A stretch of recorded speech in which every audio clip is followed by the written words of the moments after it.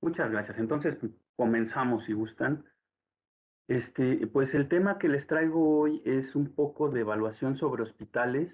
Eh, en general, nosotros hemos participado en diversas evaluaciones a lo largo de nuestro trabajo en Senapred.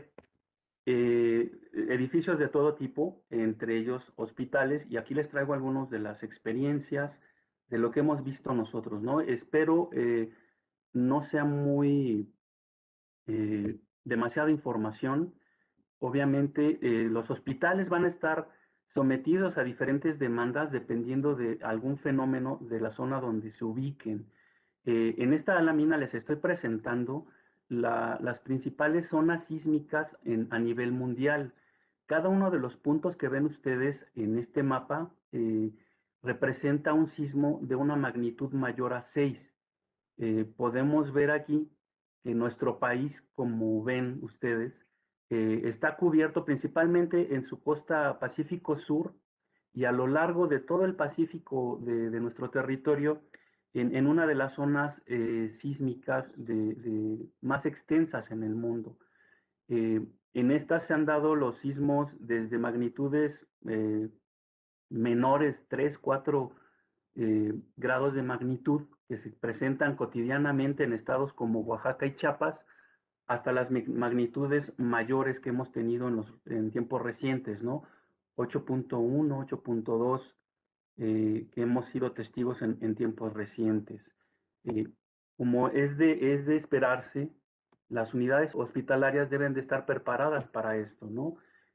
Como vemos aquí, son bastante vulnerables ante los desastres naturales precisamente porque son instalaciones que están funcionando todo el tiempo y obviamente están revisando y recibiendo personas sin descanso, ¿no?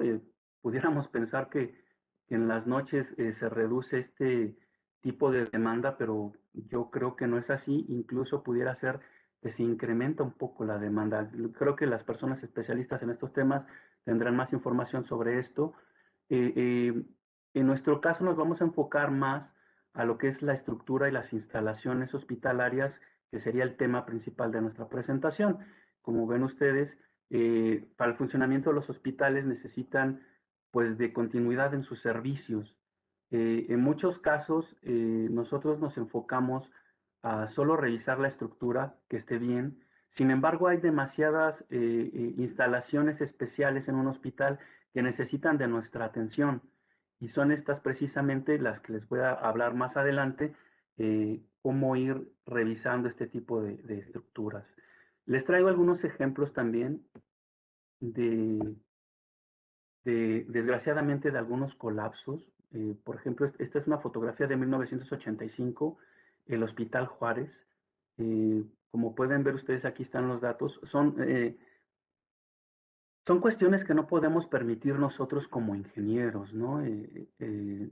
No sé si leyeron un poco de las reseñas de todos los especialistas. Mis compañeros y yo en las subdirecciones de riesgos estructurales y de vulnerabilidad estructural del CENAPRED somos en la mayoría ingenieros civiles con alguna especialidad en estructuras, ya sea una maestría o un doctorado, y nos dedicamos a hacer investigación aquí en el laboratorio del CENAPRED justamente para tratar de enriquecer los reglamentos de construcción y las normas técnicas para mejorar este tipo de cuestiones y tratar de evitar este tipo de siniestros, ¿no? Sobre todo en los hospitales, que son estructuras que no deben permitirse ningún tipo de daño, ¿no? Aquí estamos viendo, esta es una fotografía en el sismo de Kobe, Japón.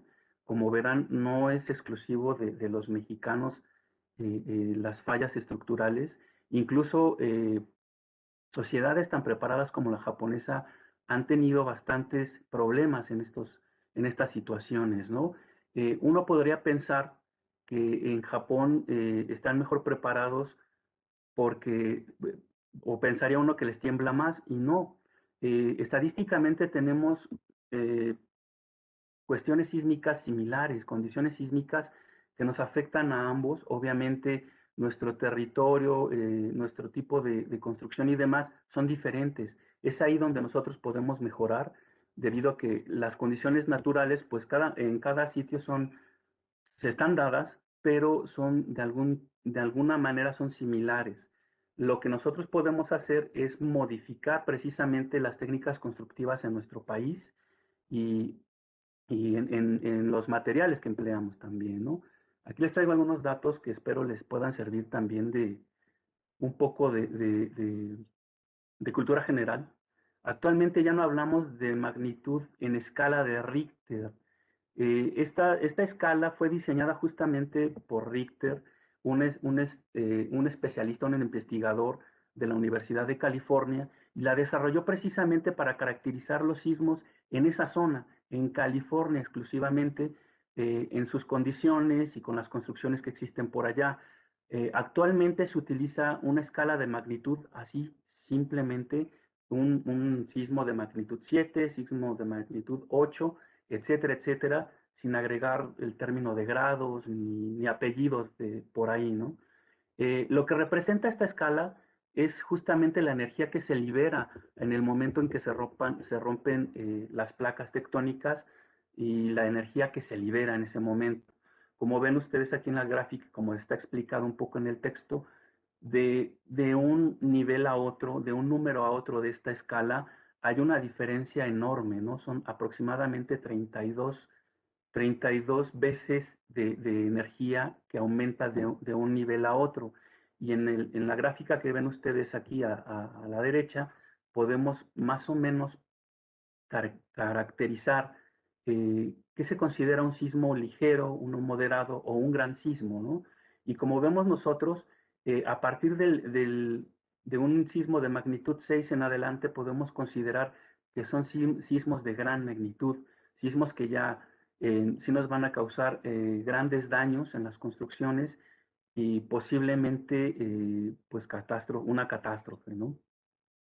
Esto en cuanto a la magnitud de los sismos. También existen otras escalas, como la escala de Mercalli, que nos miden un poco la intensidad de los sismos. Y estas escalas están basadas precisamente en el nivel de daño observado en las construcciones y también de la manera en que lo perciben las personas.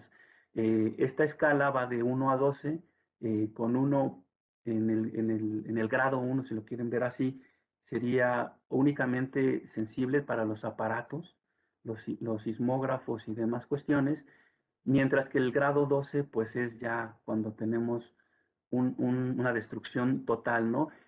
Como ven ustedes, esta escala podría variar, y de hecho varía, dependiendo de qué tan cerca estemos de la zona epicentral.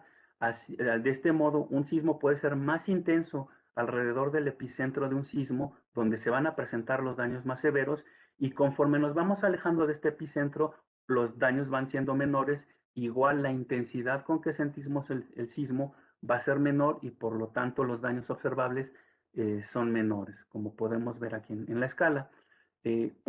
Regresándonos un poco, esta escala mide la energía liberada durante la ruptura de las placas tectónicas y es inamovible, es la misma en donde quiera que nos paremos, porque justamente mide esto, ¿no? Energía durante la ruptura, mientras que esta escala de intensidad sí puede variar dependiendo de qué tan cerca estemos del epicentro, del lugar donde se generó el sismo.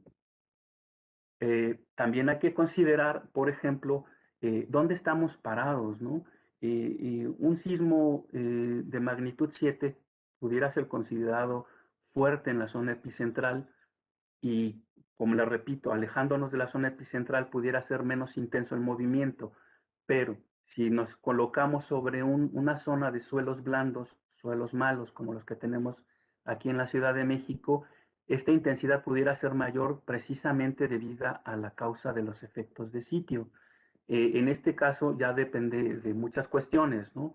Las características del suelo, las características de las propias construcciones, qué tan bien construidas están, aparte de las características del sismo, ¿no? De qué tan lejos, cuánta energía se liberó y cuánto tiempo duró.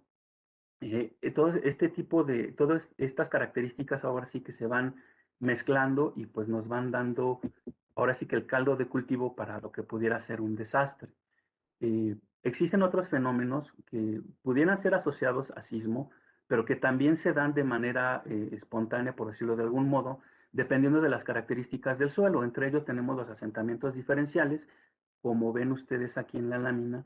Es un escenario en el cual el suelo llega a su resistencia máxima, la que sea, dependiendo precisamente de las cargas a las que estuvo expuesto, al uso que se le puede dar al inmueble, etcétera, etcétera. Y lo que genera precisamente es que no se distribuya homogéneamente las cargas de las estructuras hacia el suelo y se presenten estos desniveles, estos hundimientos en diferentes zonas de una estructura, con las consecuencias reflejadas, como ven ustedes aquí, la presencia de grietas diagonales en algunos de los elementos estructurales. Aquí tenemos algún ejemplo también de lo que del fenómeno de licuefacción del suelo.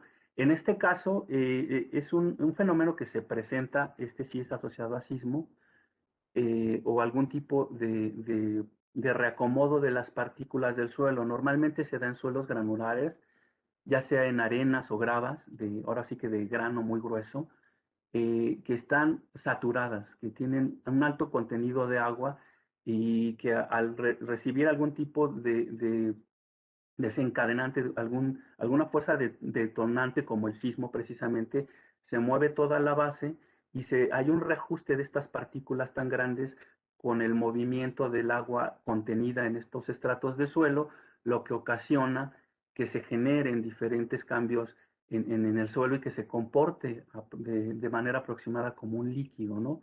Como vemos, como vemos aquí en la fotografía, los daños pueden ser catastróficos, ¿no?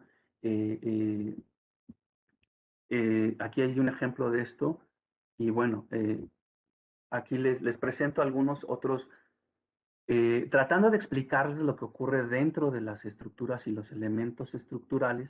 Les presento estos pequeños diagramas. En el de la parte izquierda, en el que ven ustedes aquí, eh, esta, esta, este tipo de comportamiento se presenta en aquellas estructuras flexibles. eh, Ahora sí que nosotros como ingenieros, aunque no pudiera considerarse así, pero la mayoría de las estructuras son flexibles, obviamente presentan un cierto grado de rigidez dependiendo de los materiales de que estén construidas, y el comportamiento de las estructuras va a cambiar dependiendo de qué tan rígidas sean o qué tan flexibles sean.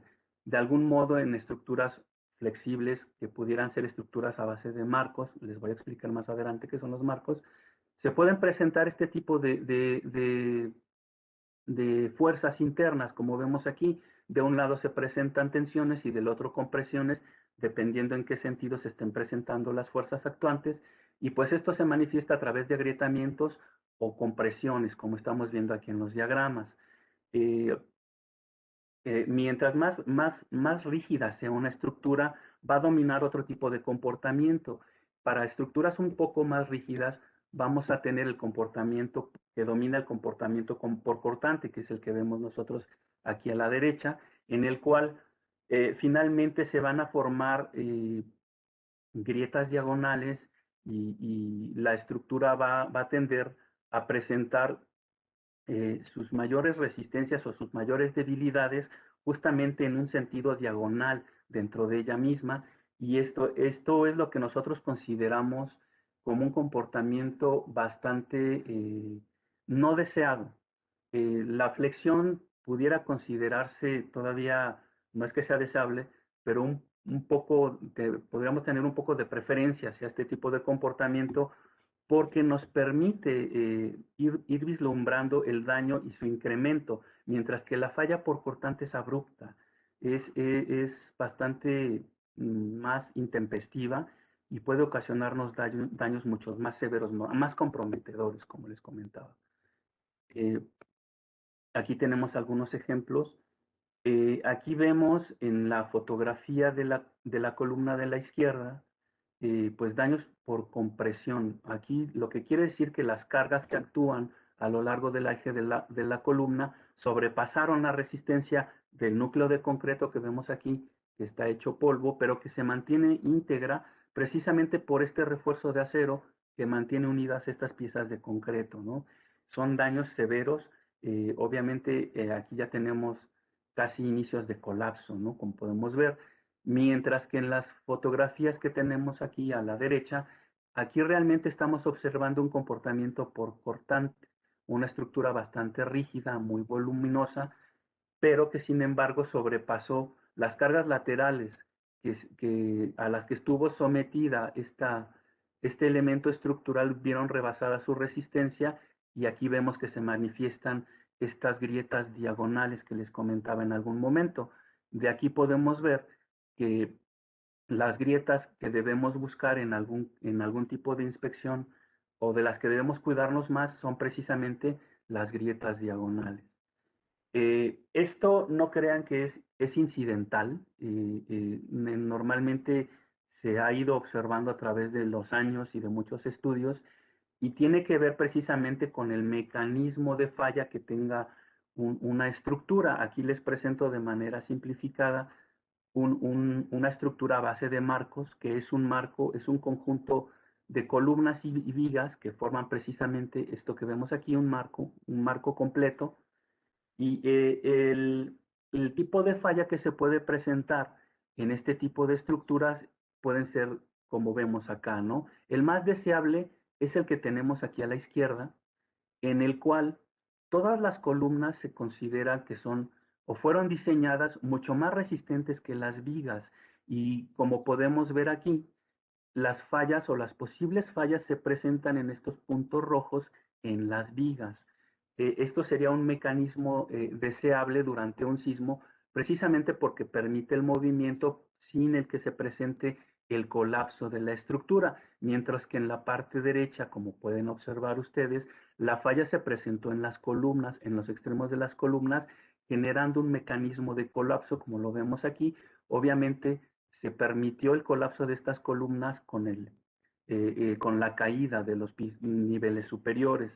Eh, Normalmente vemos asociados algunos de estas fallas precisamente con fallas a cortante, aunque sí se llegan a presentar, por ejemplo, en esta parte, el mecanismo de falla por flexión. Aquí les presento algunos ejemplos fotográficos. En la parte de la izquierda estamos viendo una estructura a base de marcos, como la que observan, de concreto precisamente reforzado, y no es muy buena la fotografía, pero alcanzamos a ver agrietamientos aquí en los extremos de las vigas, y mientras que las columnas pues aparecen aparentemente sin daño, ¿no? Este sería un mecanismo, una estructura que se comportó adecuadamente durante un sismo, mientras que del lado derecho estamos observando lo que no deseamos, ¿no? La falla justamente en las columnas con el correspondiente colapso. En este caso, la falla se presentó en los nudos, que en muchos casos los constructores tenemos a bien pensar que con atravesar el refuerzo de vigas y columnas en estos nudos es suficiente para generar una zona de alta resistencia. Y aquí vemos que pues puede ser que no, ¿no? Precisamente se necesita un buen diseño de estos elementos, también es un elemento estructural, las conexiones, los nodos, y poner atención y cuidado en la construcción de los mismos. Eh, Aquí les presento la filosofía de diseño para el grupo de hospitales, ¿no? Uno pensaría que el observar grietas en un hospital ya nos lleva a pensar en la falla de todo el edificio. Y no es así. Aquí vemos que hay diferentes niveles de diseño, obviamente dependiendo del fenómeno a que estemos expuestos, ¿no? Como ven ustedes, un hospital debe estar diseñado para que los sismos cotidianos menores a 6 grados de magnitud no presenten daño o presenten agrietamientos menores, mientras que con sismos como los que hemos experimentado en tiempos recientes, entre 6 y 7, de magnitud 6 y 7, pues se tengan daños menores bueno, reparables de algún modo, ¿no? Y que sean capaces, todos nuestros hospitales, sean capaces de permanecer sin colapso y proteger a sus ocupantes durante un evento intenso, ¿no? Un sismo mayor de 7, 7,5, 8, y obviamente de continuar funcionando, no solo no colapsar, sino continuar funcionando y en tiempos recientes ampliar su capacidad de atención, justamente atendiendo a las demandas. Justamente va a ser una instalación que va a aumentar su demanda de usuarios durante un evento de este tipo, ¿no? Lo que les comentaba, existen diferentes tipos de sistemas estructurales en los hospitales principalmente, ¿no? Ya no hablemos de vivienda y de otro tipo de estructuras, pero en los edificios hospitalarios principalmente podemos encontrar estos que vemos aquí, edificios a base de marcos, como les comentaba, eh, mm, columnas y vigas que soportan losas y todo el instrumental y personas y materiales que lleva el edificio. Puede haber combinaciones también, muros como los que vemos aquí, muros y vigas, muros, columnas y vigas, diferentes combinaciones de este tipo de elementos estructurales. Tenemos también, por ejemplo, marcos donde el sistema principal sean marcos de columnas y vigas, pero que tengan muros divisorios en estos huecos que se generan en los marcos. Esto es, son elementos de muros confinados. Se dice que son confinados precisamente porque quedan dentro del hueco formado por las columnas y las vigas. Y también tenemos marcos con estructuras especiales, que pueden ser estos contravientos, estas grandes cruces que hemos visto en algunos edificios, en algunos hospitales, o puede haber hasta incluso eh, contrafuertes y demás cuestiones como estructuras adicionales a la estructura principal que nos van a ayudar precisamente a soportar todas las cargas que deba tener un edificio hospitalario. Eh, Continuando, existen algunas características propias de los edificios que están asociados principalmente a su forma, a su arquitectura precisamente. Este tipo de características nos van a causar algunos comportamientos no deseados dentro del edificio. No quiere decir que no se puedan construir edificios con formas irregulares y demás, sino que necesitan más atención, un buen diseño y observar precisamente todas las normas de construcción, normas técnicas y de diseño pues adecuadas, ¿no? Precisamente para la zona donde se vaya a construir el edificio. Entre las características que les comentaba, pues son precisamente la forma en planta del edificio. La excentricidad tiene que ver con la distribución de los elementos estructurales. Quiere decir que si todas las columnas están colocadas de forma simétrica dentro del edificio,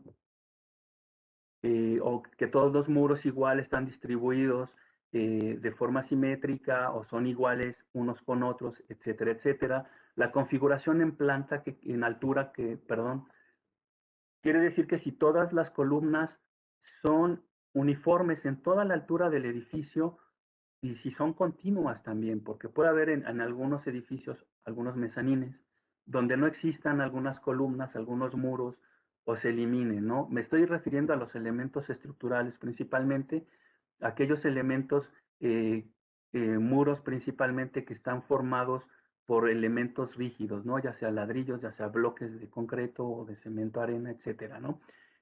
Obviamente, los muros divisorios formados por tabla roca, pues se permite más libertad precisamente porque son materiales ligeros, ¿no? Y bueno, una de las características más nocivas dentro de un edificio puede ser las concentraciones de masa en pisos superiores, en niveles muy arriba de la planta baja, porque esto incrementa precisamente el efecto de los sismos al incrementar el efecto de péndulo invertido a causa del movimiento sísmico. Como ven ustedes aquí, pues pudiera uno pensar, ¿no? Que este edificio pues sí tiene un eje de simetría y aparentemente ya tiene hasta dos ejes de simetría y pudiera ser un edificio considerado regular de algún modo.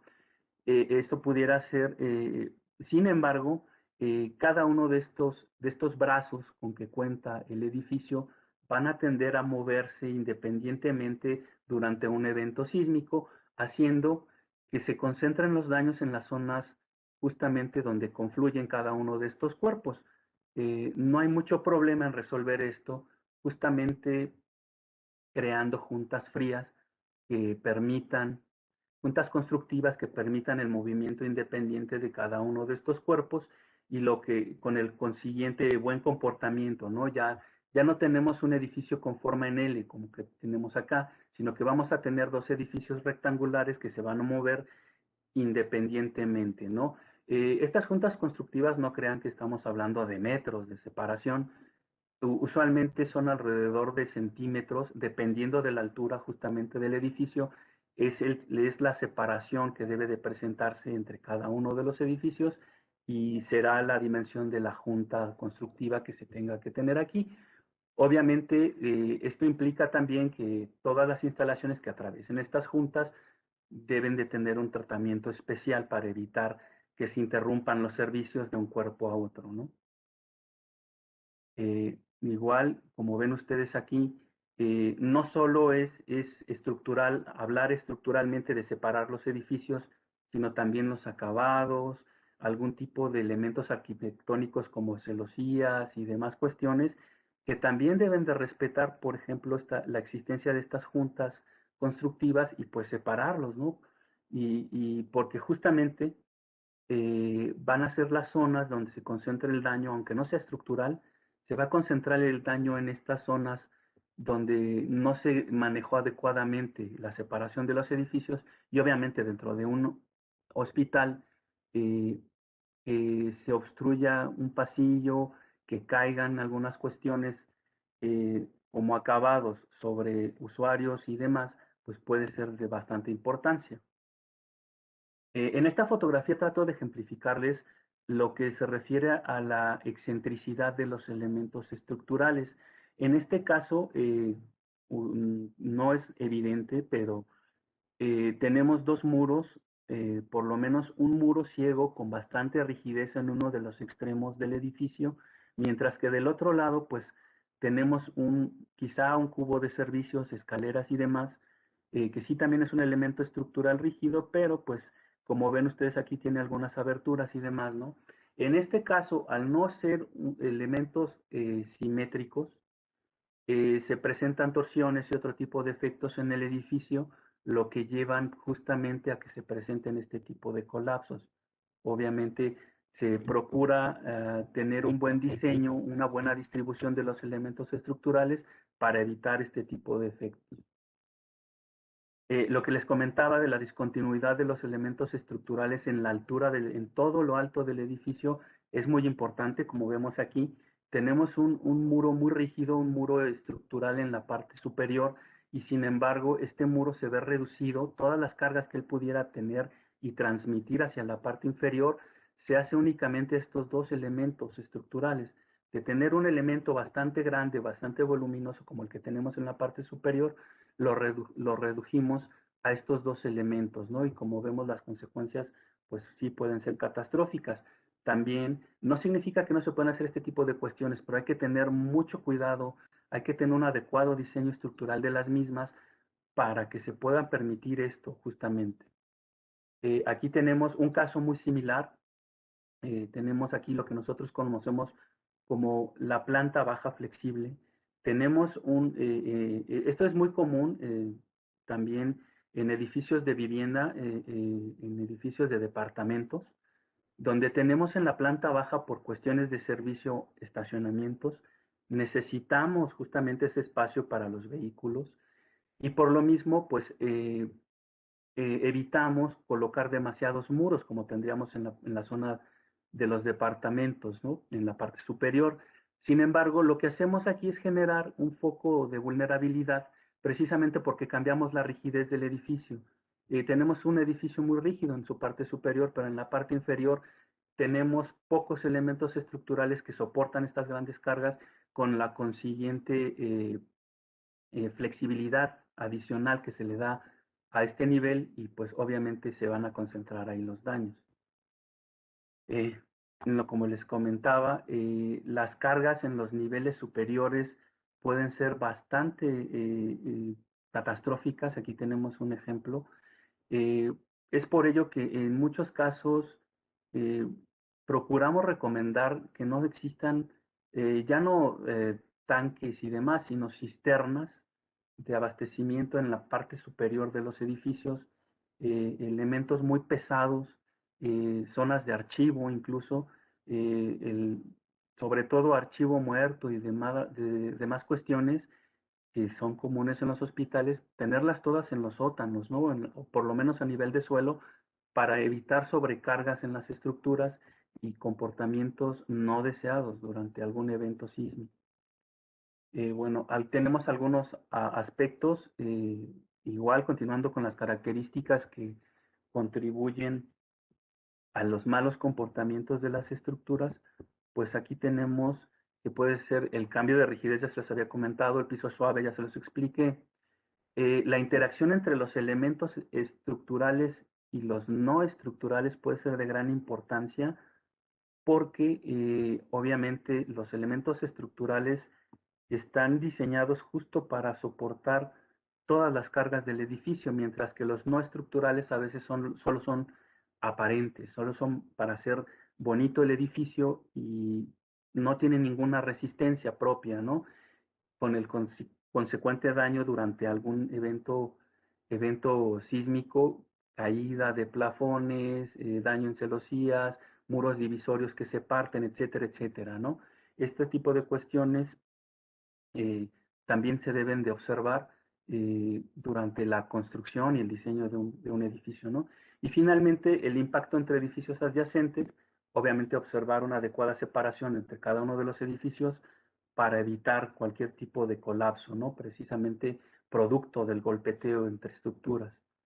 Aquí lo que les comentaba, tenemos pues podemos observar en la fotografía, ¿no? Tenemos columnas de adecuado tamaño, de buena apariencia, quiere decir que no recibieron daño. El elemento estructural columna no está dañado. Sin embargo, tenemos eh, un muro con su correspondiente cubierta de mosaico, lo que pudiera ser un acabado, que se desprendió justamente al ser un elemento no estructural que quizás estaba en interacción con los elementos estructurales, recibió todo el daño debido a su poca resistencia y el colapso, ¿no? Ustedes ven aquí es el Hospital General. Obviamente no podemos permitir este tipo de daños tampoco, aunque la estructura permaneció en pie, como podemos ver, pero las personas, los usuarios que estuvieron transitando por aquí abajo o que van a hacer uso de estas salas de espera, pues no pueden hacer uso del servicio precisamente porque un elemento estructural dejó fuera de funcionamiento todo un edificio, ¿no? Para esperar reparaciones. Y en un hospital esto puede ser demasiado crítico. Aquí tenemos un ejemplo similar.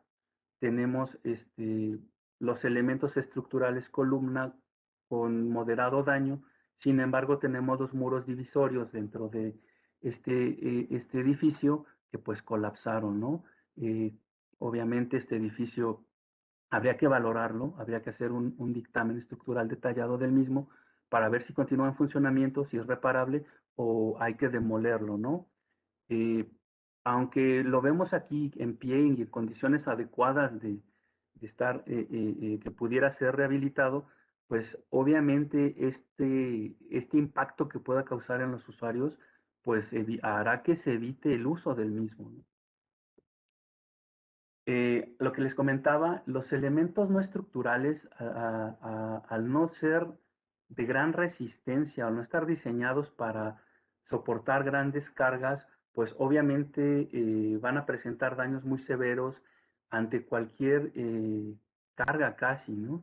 Es por ello que debe de observarse que queden aislados de algún modo de la estructura principal, que esa es justamente la que va a absorber todas las cargas y va a permitir el desarrollo de desplazamientos derivados del fenómeno, y estos desplazamientos y estas cargas pueden afectar demasiado a un elemento no estructural como un muro. La solución para esto es muy sencilla, dejar una separación entre el elemento divisorio y el elemento estructural, obviamente con algún tipo de conexión que evite el volteo del muro y que lo haga permanecer en su lugar, ¿no? Son cuestiones que se pueden ir viendo constructivamente mientras se va desarrollando un proyecto hospitalario, ¿no? Aquí ven ustedes algunos en el diagrama ejemplos de esto.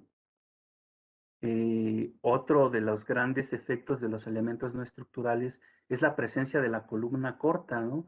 Ustedes lo observan aquí en el diagrama, tenemos columnas, un elemento estructural que va a soportar la carga de todos los elementos por cuestiones de iluminación y de funcionamiento, ventilación y demás, pues necesitamos obviamente estos elementos no estructurales, como pueden ser estos muros y ventanales.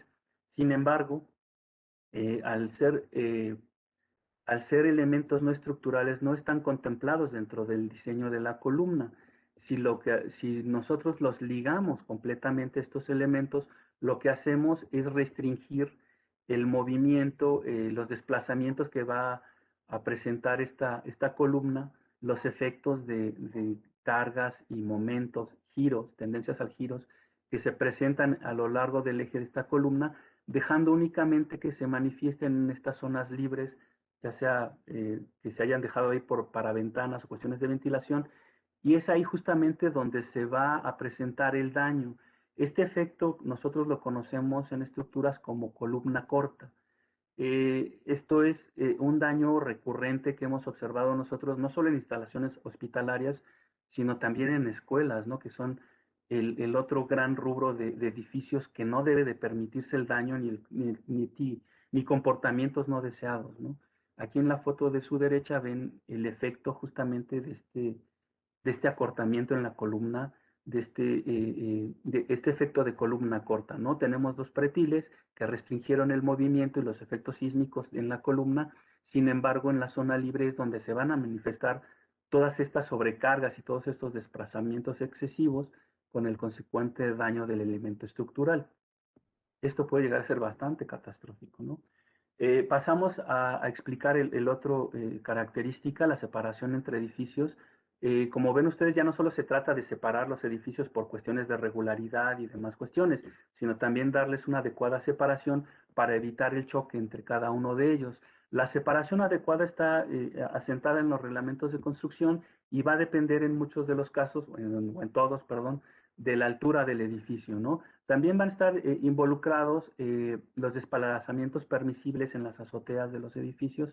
Esto se calcula obviamente dependiendo de los materiales, del tipo de estructuración y demás cuestiones, pero a grandes rasgos les puedo decir que va a depender mucho de la rigidez propia de cada uno de los cuerpos que estén expuestos el uno al otro. Los efectos de no considerar precisamente una separación adecuada los tenemos aquí en nuestra fotografía de la derecha, donde observamos que el edificio pequeño, pues sirvió ahora sí que como banquito para el edificio más grande y más flexible, y con el consecuente colapso y daño de los niveles superiores. Eh, Esto es un efecto que se ha observado repetitivamente en diferentes eventos, y es ahí donde se fundamenta precisamente todas las características y recomendaciones que se dan en los reglamentos.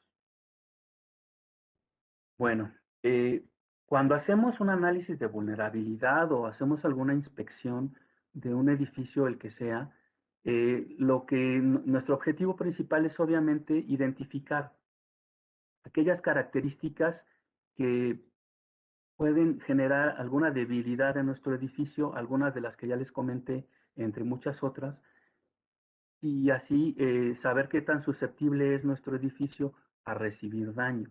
Entre los diferentes análisis de vulnerabilidad que pueden existir están los cualitativos, eh, aquellos en los que a simple vista podemos ir tratando de darle un nivel de daño, un nivel de vulnerabilidad a nuestras estructuras. Y en otros, los métodos cuantitativos, que son métodos analíticos, en los cuales ya se tiene que hacer un levantamiento de elementos estructurales, se tienen que hacer muestreos y demás para obtener resistencias reales y demás, y ya involucran la construcción de un modelo informático en el cual vamos a meter toda la información que contemos del edificio para modelarlo justamente y ver realmente qué tan vulnerable es ya de manera analítica. En los métodos cualitativos, como ustedes se imaginarán, pues están involucradas muchas de las características que podemos observar a simple vista, que podemos obtener de una entrevista con el administrador o con el propietario. En muchos casos, con el personal a cargo no tiene conocimiento por X o Y razón, y nosotros hemos recurrido incluso con el personal con mayor tiempo trabajando en el edificio, ¿no? Pensando en aquellas personas que tienen más de 15 años, ¿no? Dentro de una estructura, ¿no? Entre estos datos que nosotros vamos a necesitar son la edad del edificio precisamente. Esto nos ayuda a conocer con qué reglamentos de construcción fue diseñado. Si es muy viejo, desde ahí ya tenemos un foco amarillo o rojo, dependiendo de la antigüedad del edificio.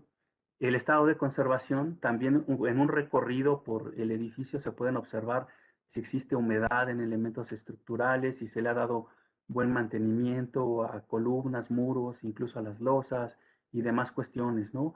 Eh, Igual dentro del recorrido se pueden observar las características de los materiales que estarán también un poco vinculadas al mantenimiento que se le haya dado al edificio.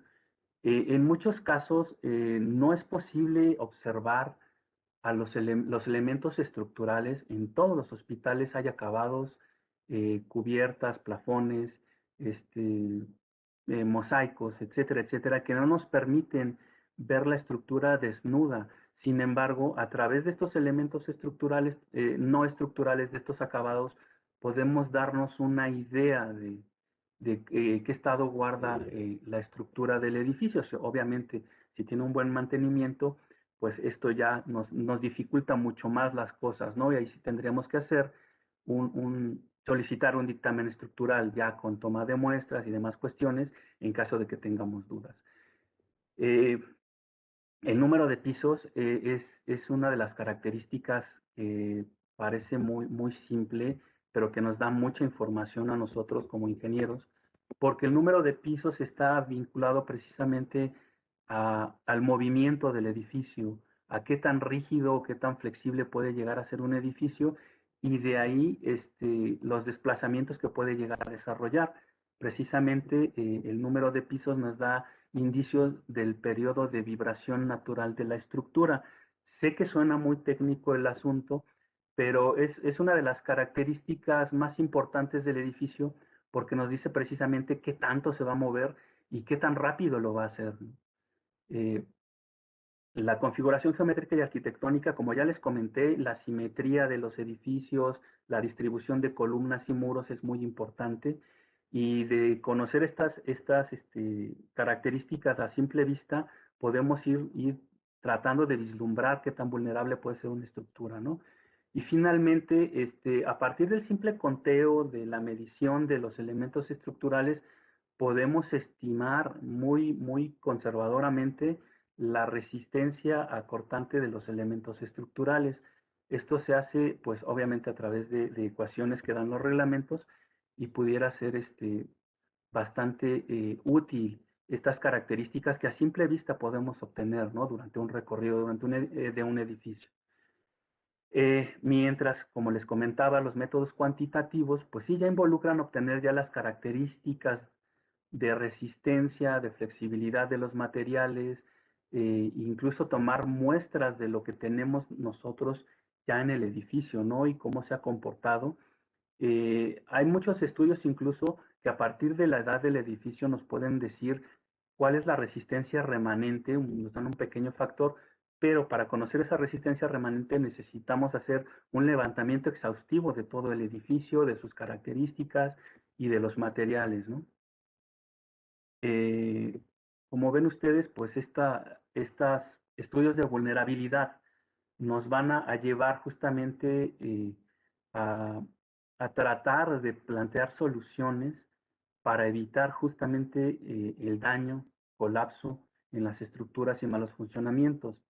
Esto lo podemos hacer a través del reforzamiento estructural, que como ven ustedes aquí, un reforzamiento es tratar de asegurar que el establecimiento de salud pueda continuar funcionando. Esto lo hacemos ya sea incrementando la resistencia de los elementos estructurales o tratando de solucionar algún posible daño ya existente, ¿no? Eh, Estos reforzamientos, como se comenta aquí en la diapositiva, deberán de ser tales que en la medida de lo posible no interfieran con el funcionamiento del hospital, ya dado que involucra, pues ahora sí que traslado de pacientes, eh, no sé, distribución de otro tipo de cuestiones que no pueden sacar de funcionamiento a un hospital temporalmente, ¿no? Existen aquí algunos tipos de reforzamientos y rehabilitaciones muy variadas, desde incorporar muros de cortante. ¿Qué quiere decir esto? Incluir muros para que estos sean un elemento de soporte de toda la estructura, muros de concreto, muros de bloques, pero con un adecuado refuerzo para que este elemento contribuya a aumentar la resistencia y a restringir los desplazamientos que se presenten en un edificio hospitalario. Tenemos también, por ejemplo, adicionar diagonales, contravientos. Muchos arquitectos odian a los ingenieros precisamente por este tipo de dispositivos, que son una manera económica y fácil hasta cierto punto de tratar de restringir el desplazamiento que se presenta en un edificio sin incrementar su masa. Como ya les había comentado en diapositivas anteriores, la masa, grandes masas en la altura del edificio pueden ser demasiado nocivas, y una forma de aumentar la resistencia de un edificio sin incrementar su masa es a través precisamente de estos elementos diagonales. Contravientos es un nombre técnico y pues lo podemos instalar en cualquier edificio, ¿no? También puede ser la instalación de contrafuertes. eh, un ejemplo de esto lo podemos ver en el Hospital 20 de Noviembre del ISSSTE. Es un edificio muy esbelto al que se le tuvieron que poner estructuras de este tipo justamente para restringir estos desplazamientos sin cambiar demasiado su arquitectura, ¿no? Bueno, aquí tenemos algunos otros tipos de ejemplos de reforzamiento. Encamisado, aumentar las dimensiones de las columnas precisamente para darle mayor resistencia, una rehabilitación, ya sea un pequeño marco, una rehabilitación completa, o ya en tiempos recientes una de las reforzamientos y rehabilitaciones más sugeridas es el aislamiento de base, que en nuestro país pues está todavía en sus comienzos. Aquí tenemos algún ejemplo de esto.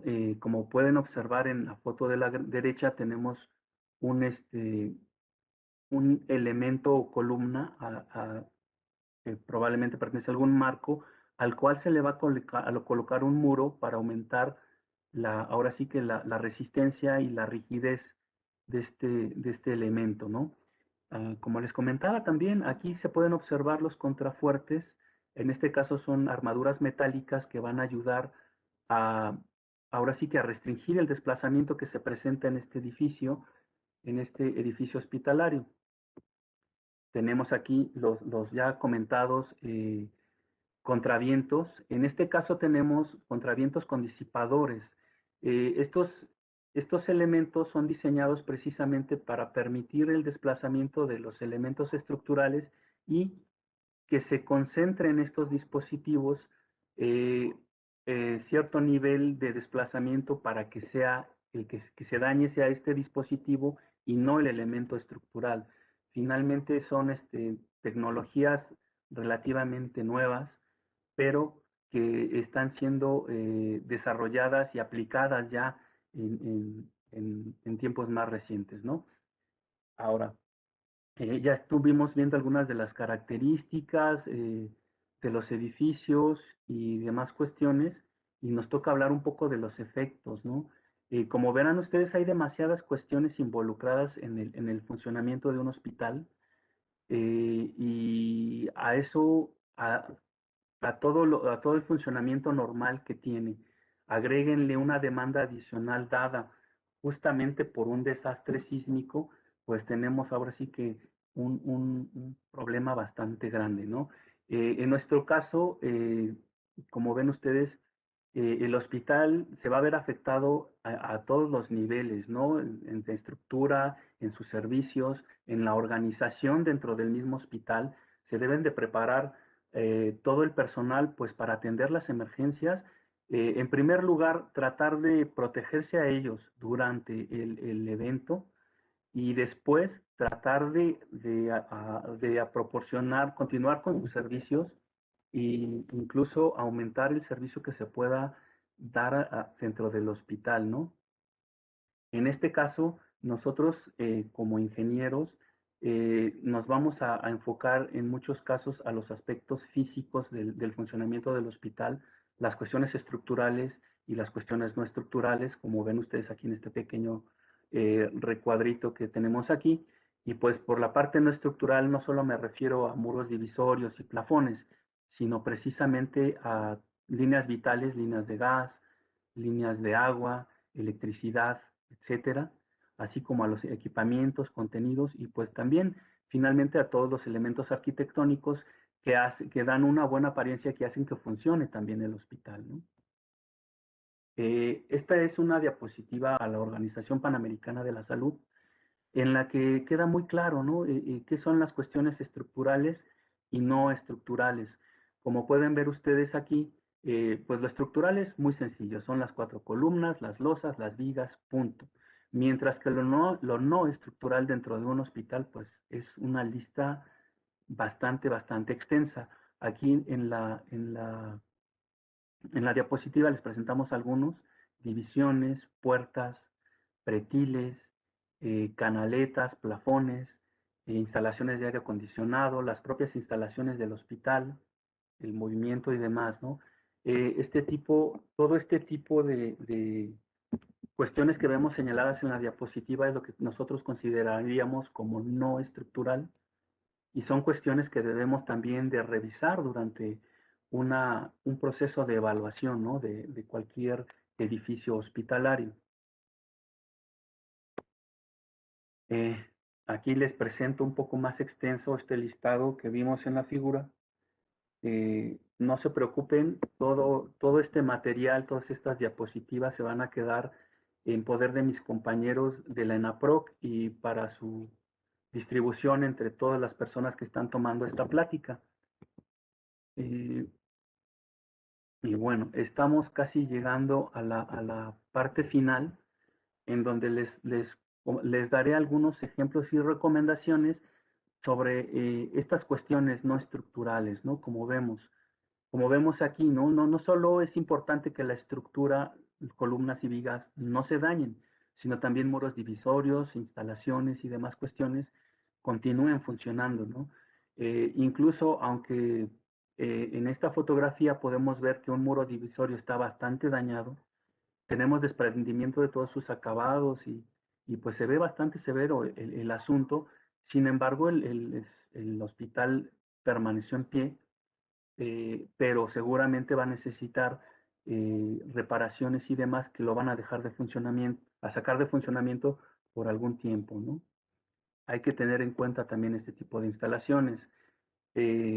Como les comentaba en la diapositiva del Hospital General, la caída de acabados hacia el exterior puede poner en riesgo a algunas personas, a las personas, a los usuarios, incluso como vemos aquí, a los propios vehículos de servicio del propio hospital. Es por eso que se deben de revisar anclajes de cubiertas y paneles exteriores de fachada y demás cuestiones que normalmente también llevan su diseño y que necesitan de un mantenimiento incluso más periódico, incluso más constante que la propia estructura. Quizás observar una buena pintura, a mantenimiento de anclajes metálicos y demás cuestiones, pues va a evitar este tipo de percances, ¿no? Dentro de un hospital. Aquí, por ejemplo, igual también tenemos una barda perimetral que no fue adecuadamente reforzada o no contaba con suficiente confinamiento, y pues aquí vemos las consecuencias. Es un elemento que está obstruyendo precisamente una rampa de acceso, ¿no? A algún hospital. En la fotografía de la derecha tenemos caída de plafones y de acabados y otras cuestiones que pues obviamente pueden dañar a una persona.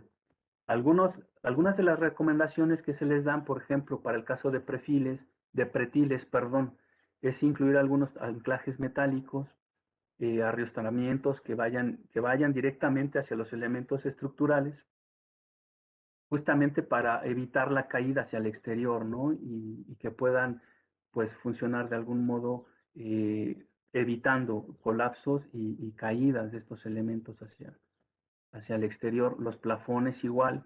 Este, eh, Anteriormente se usaban plafones muy, muy pesados de yeso. Estas prácticas han ido cambiando con el tiempo por obvias razones y actualmente se utilizan ya plafones de materiales más ligeros.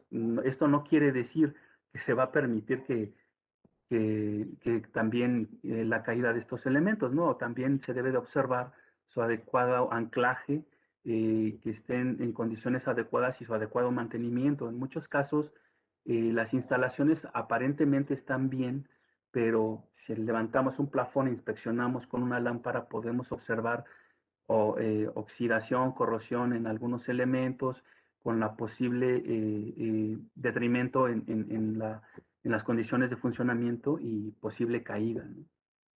Igual, no es reciente la práctica de anclar los mobiliarios, ya sea a fijarlos al piso o a las paredes, en el caso de anaqueles que contengan sustancias y demás, o como en el caso de los mobiliarios, justamente para evitar, ¿no?, malos comportamientos y posibles daños a las personas durante un evento sísmico.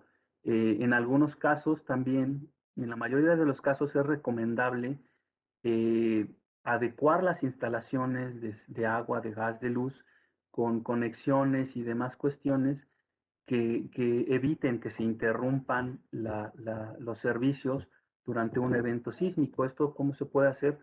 Pues bueno, a través de instalar eh, el- juntas flexibles, ¿no? En tuberías flexibles en zonas en la interacción entre diferentes cuerpos y áreas de un edificio. También, obviamente, el mantenimiento en tanques y válvulas es muy importante. Son cuestiones que se deben revisar cotidianamente.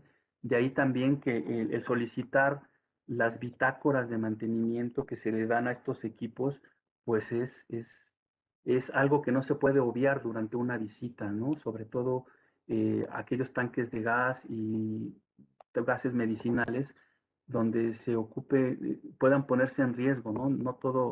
No únicamente el tanque, sino toda la instalación.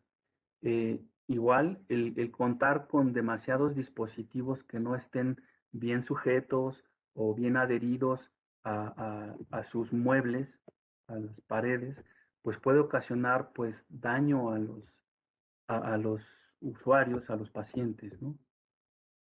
Que hablar del mobiliario que no está bien sujeto o que por cuestiones de funcionamiento necesitan ser móviles, pero pues también deben de tener un área donde se almacenen, de resguardo, donde se puedan realmente fijar para evitar estos volcamientos que puedan dañarlos y que puedan sacarlos de funcionamiento. Un hospital es de estas estructuras tan singular en su tipo que en muchos casos el propio edificio es a veces, eh, ¿cómo se puede decir? El valor de lo que resguarda el edificio es mucho mayor al del edificio, al de la estructura propiamente, ¿no?